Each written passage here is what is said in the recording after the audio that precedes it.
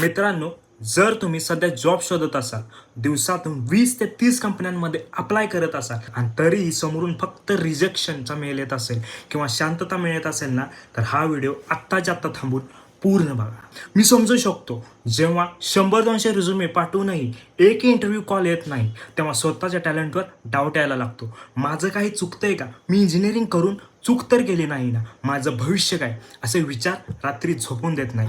पण एक गोष्ट कायम लक्षात ठेवा, मार्केट कितीही मंदीत असू दे, टॅलेंट कधीच उपाशी मिळत नाही. सध्याचं 2026चं IT मार्केट कठीण आहे, हे सत्य आहे. पण रिजेक्शनचा अर्थ असा नाही की तुम्ही लायकीचे नाही आहात. त्याचा अर्थ फक्त एवढाच आहे की तुमच्यासाठी यापेक्षा मोठी आणि योग्य संधी वाट बघते.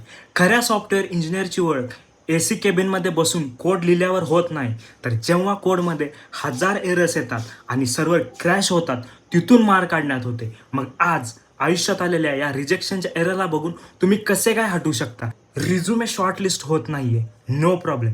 लॅपटॉप उघडा, स्वतःचे युनिक प्रोजेक्ट्स स्क्रॅचपासून बनवा, गिटहबवर कोड पुश करा, ओपन सोर्समध्ये कॉन्ट्रीब्युशन करा आणि लिंक्डइनवर तुमचं काम लोकांना दाखवा. कंपन्यांना तुमच्या रिझ्युमे रिजेक्ट करू द्या, पण तुमचं टॅलेंट रिजेक्ट करण्याची ताकद कोणामध्येही नाही. लढायचं थांबवायचं नाही मित्रांनो. आज जे रिजेक्शन मिळत आहे ती तुमची फेल्युअर्स नाहीत, तर उद्या मिळणाऱ्या सक्सेसफुल ऑफर लेटरची ती किंमत आहे जी तुम्ही आज मोजत आहात. आणि मित्रांनो, शेवटी एकच सांगतो, परिस्थिती कितीही कठीण असली ना, तरी आपला मराठी माणूस कधीच खचत नाही आणि थांबत नाही.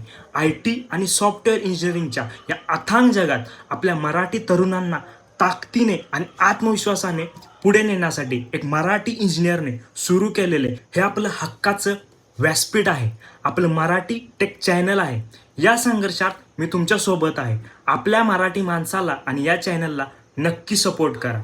आत्ताच फॉलो करा आणि जो मित्र सध्या जॉबसाठी स्ट्रगल करतोय त्याला हा व्हिडिओ आत्ताच शेअर करून धीर द्या.